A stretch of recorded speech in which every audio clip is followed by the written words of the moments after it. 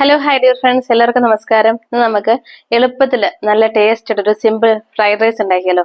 നിങ്ങൾക്ക് ലഞ്ച് ബോക്സിലേക്ക് കൊണ്ടുവന്നൊക്കെ വളരെ എളുപ്പത്തിൽ ഉണ്ടാക്കിയെടുക്കാൻ പറ്റും. നല്ല ടേസ്റ്റുമാണ്. അപ്പോൾ എല്ലാവരും ഒന്ന് തയ്യാറാക്കി നോക്കിയിട്ട് നിങ്ങളുടെ അഭിപ്രായം അറിയിക്കാൻ മറക്കരുതേ. അപ്പോൾ നമുക്ക് വേഗം തന്നെ നമ്മുടെ റെസിപ്പിയിലേക്ക് പോകാം. ഒരു പാനിലേക്ക് ഒരു ഇത്തിരി ബട്ടർ ചേർത്ത് കൊടുക്കാം. ബട്ടറിന് പകരം നിങ്ങൾക്ക് നെയ്യും എടുക്കാം. പക്ഷേ ബട്ടറിനകത്ത് ഉണ്ടാക്കുന്ന കുറച്ചുകൂടി ടേസ്റ്റായിട്ട് എനിക്ക് തോന്നിയിട്ടുണ്ട്.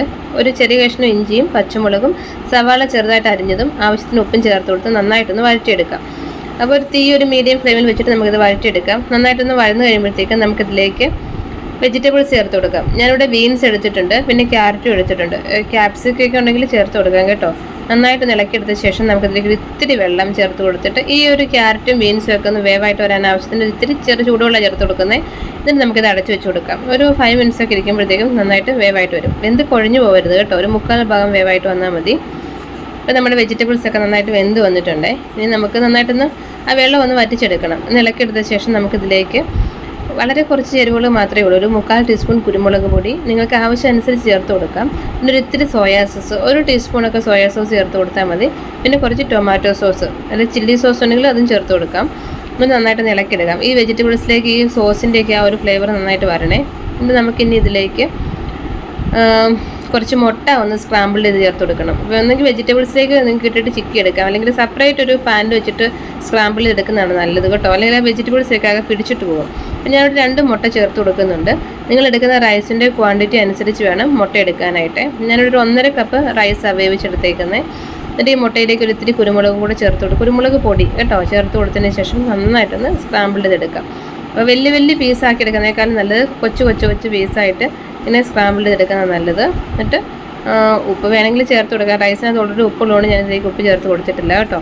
എന്നിട്ട് നന്നായിട്ട് തുറന്ന് ഇളക്കിയെടുത്ത ശേഷം നമുക്ക് ആ വേവിച്ചെടുത്ത വെജിറ്റബിൾസിലേക്ക് ചേർത്ത് കൊടുക്കാം.